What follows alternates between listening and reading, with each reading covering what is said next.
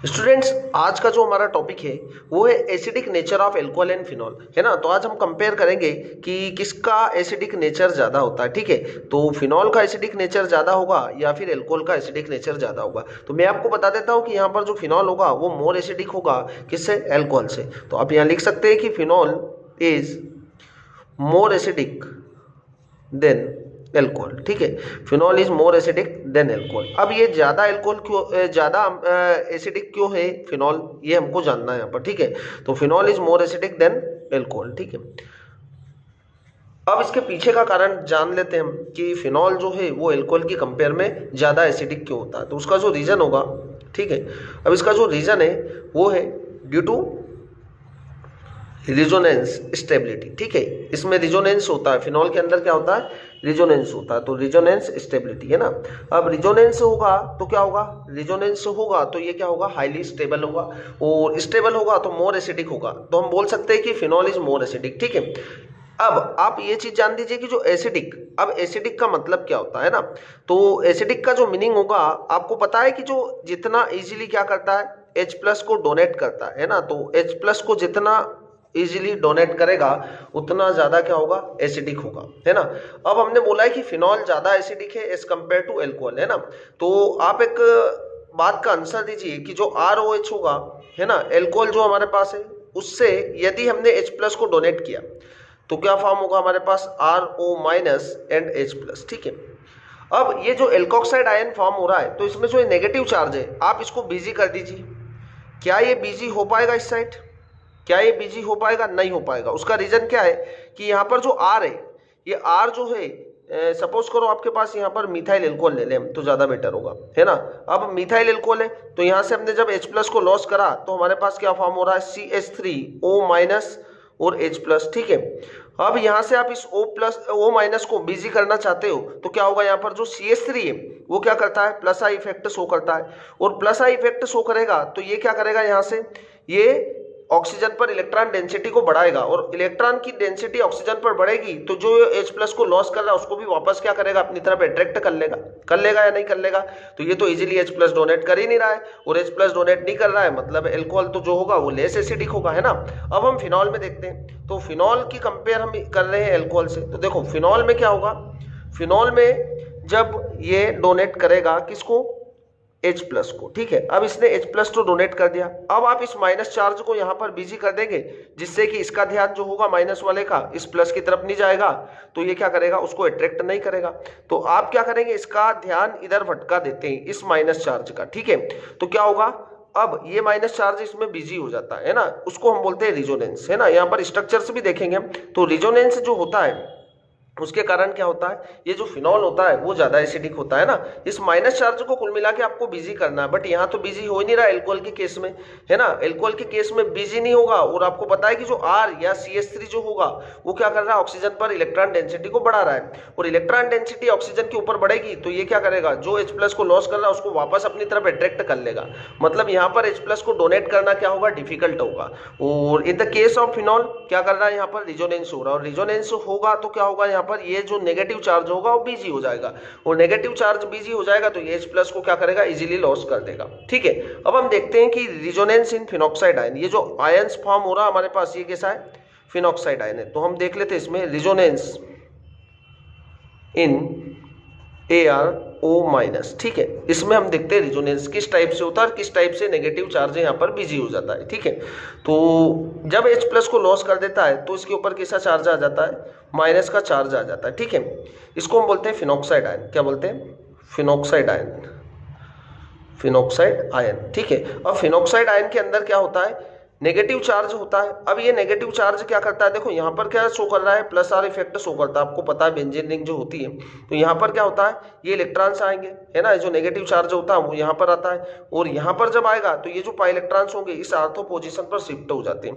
तो अगला जो रिजोनेटिंग स्ट्रक्चर हमारे पास फॉर्म होता है वो क्या होगा, यहाँ पर होगा डबल बॉन्ड, और O जो होगा इस पे से नेगेटिव चार्ज वेनिश हो जाता है और इस साइड आ जाता है। ठीक है, तो यहाँ पर होगा नेगेटिव चार्ज, ये बॉन्ड जो रहेंगे एज इट इज रहेंगे। ठीक है, अगला अगला क्या होता है कि ये जो नेगेटिव चार्ज होता है, अब देखो यहाँ पर आपको ये दिख रहा है कि आर्थो पोजीशन जो हो गई है इसकी वो कैसी हो गई है, एक्टिव हो चुकी है, यहाँ पर इलेक्ट्रॉन डेंसिटी बढ़ चुकी है, और इलेक्ट्रॉन डेंसिटी यहाँ पर बढ़ चुकी है तो यहाँ पर क्या होगा, इलेक्ट्रोफाइल का अटैक इजीली हो जाएगा। ठीक है, अब क्या होता है कि जो ये नेगेटिव चार्ज होता है वो यदि यहाँ पर आएगा तो ये वाले दोनों पाई इलेक्ट्रॉन्स कहाँ पर आ जाएंगे, इस पोजीशन पर आ जाएंगे। अब आपके पास जो अगला जो रिजोनेटिंग स्ट्रक्चर फॉर्म होगा वो क्या होगा, तो यहाँ पर तो O हमारे पास है और ये वाला जो पाई बॉन्ड यहाँ शिफ्ट होगा और यहाँ पर होगा माइनस और ये बॉन्ड एज इट इज रहेगा।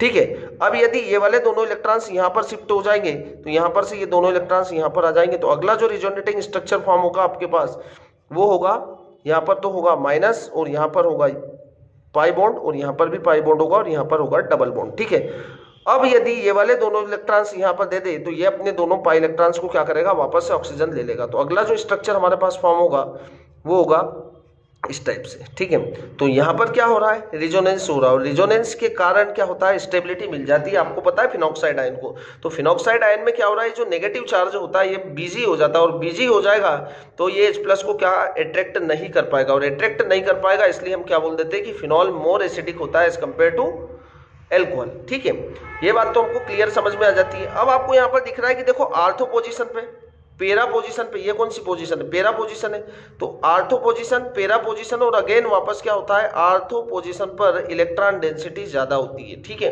तो यहाँ पर क्या हो सकता है, कोई भी इलेक्ट्रोफिलिक सब्स्टिट्यूशन रिएक्शन हो सकती है, मतलब कोई भी इलेक्ट्रोफाइल आके क्या कर सकता है, अटैक कर सकता है। अब अपने को एक क्वेश्चन का आंसर देना आपको, तो अब बात समझ में आ जाती है हमको कि फिनॉल जो होगा वो एल्कोहल की कंपेयर में क्या होगा, ज्यादा एसिडिक होगा। ठीक है, क्योंकि क्या हो रहा है, इसमें रिजोनेंस हो रहा है, और रिजोनेंस के कारण जो फिनॉक्साइड आयन में नेगेटिव चार्ज बिजी हो जाता है, इसलिए वो H+ को क्या नहीं कर पाता है, अट्रैक्ट नहीं कर पाता है। ठीक है, अब हम एक क्वेश्चन ले लेते हैं, यहाँ से एनसीईआरटी का क्वेश्चन है, तो आपको एसिडिक ऑर्डर बताना है मुझे, किसका, एसिटिक ऑर्डर। ठीक है, अब एसिटिक ऑर्डर आपको मुझे किसका बताना है, यहाँ पर हम पहला केस लेते हैं C2H5 और OH, ये तो हमारे पास क्या है, इथाइल अल्कोहल या इथेनॉल। दूसरा ले रहा हूं मैं, ए नंबर दे देते हैं हम इसको, दूसरा मैं ले रहा हूं यहाँ पर फिनॉल। ठीक है, दूसरा जो ले रहा हूं मैं यहाँ पर फिनॉल है, और तीसरा जो ले रहा हूं मैं वो है यहाँ पर आर्थो नाइट्रोफिनॉल ले लेते हैं अपन। ठीक है, ये हमारे पास होगा आर्थो नाइट्रोफिनॉल, और फोर्थ नंबर जो ले लेते हैं अपन मेटा नाइट्रोफिनॉल ले लेते हैं। ठीक है, ये हमारे पास होगा मेटा नाइट्रोफिनॉल, यहाँ पर NO2 ग्रुप होगा। तो बताइए हु इज मोर एसिडिक। ठीक है, अब इसमें सबसे ज्यादा एसिडिक कौन होगा, सॉरी NO2 आएगा यहाँ पे, है ना। अब इसमें बताइए मुझे कि यहाँ पर कौन ज्यादा एसिडिक होगा, A, B या C या फिर D। तो मैं आपको इसका आंसर दे देता हूँ कि जो इसका आंसर होगा वो होगा C इज मोर एसिडिक। उसका रीजन क्या है ये भी बता देता हूँ आपको। देखो इन दोनों की बात समझ में आ जाती है कि जो अल्कोहल और फिनॉल की कंपेयर करें तो फिनॉल जो होगा वो ज्यादा एसिडिक है, मतलब बी वाला ए की कंपेयर में ज्यादा एसिडिक है। अब कंपेयर आपको इन दोनों की करना है ना। अब इन दोनों की कंपेयर कर रहे हैं आप, तो देखो यहाँ पर क्या है, NO2 ग्रुप है, और NO2 ग्रुप कहाँ पर जुड़ा हुआ है, NO2 ग्रुप जो है वो आर्थो पोजीशन पे, और आर्थो पोजीशन पर क्या होती है, इलेक्ट्रॉन की डेंसिटी ज्यादा होती है या नहीं होती है, बिल्कुल होती है। तो जो NO2 ग्रुप होता है वो कैसा होता है, इलेक्ट्रॉन विथड्राविंग ग्रुप होता है। कैसा होता है, इलेक्ट्रॉन विथड्राविंग ग्रुप। ठीक है, मैं लिख देता हूं यहाँ पर विथड्राविंग ग्रुप।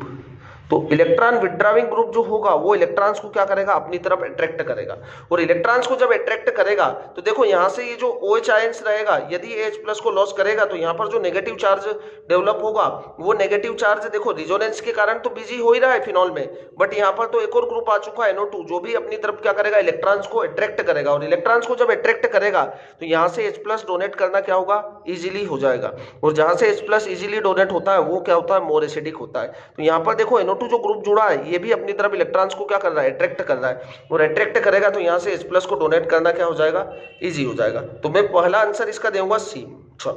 अब आपको कंपेयर करनी है, ये तो लेस एसिडिक है, ये तो आपको पता ही है ना, तो ए तो मैं लास्ट में लिख ही रहा हूं। ठीक है, अब इन दोनों की कंपेयर करना आपको, तो बताइए मुझे फिनॉल ज्यादा एसिडिक होगा या मेटा नाइट्रोफिनॉल।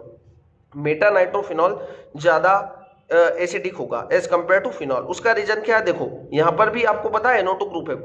अब आपको पता है कि मेटा पोजीशन पर इलेक्ट्रॉन्स की डेंसिटी नहीं होती, क्योंकि यहाँ पर आर्थो, पेरा और आर्थो ही आ रहा है, मेटा पर तो आ नहीं रहा है, बट फिर भी क्या कर रहा है, ये तो इलेक्ट्रॉन्स को अपनी तरफ अट्रैक्ट कर रहा है। इसकी कंपेयर में तो ये ज्यादा एसिडिक ही होगा, क्योंकि यहाँ तो कोई ऐसा ग्रुप अटैच ही नहीं है, और यहाँ पर ग्रुप अटैच नहीं है तो ये क्या होगा, मेटा नाइट्रोफिनॉल की कंपेयर में लेस एसिडिक होगा, है ना। यहाँ पर देखो आपको दिख रहा है कि जो इलेक्ट्रॉन विड्रॉइंग ग्रुप अटैच है ना, तो कुछ ना कुछ तो इलेक्ट्रॉन्स को अपनी तरफ अट्रैक्ट कर रहा होगा, तो हमारा दूसरा जो आंसर होगा वो क्या होगा, डी होगा।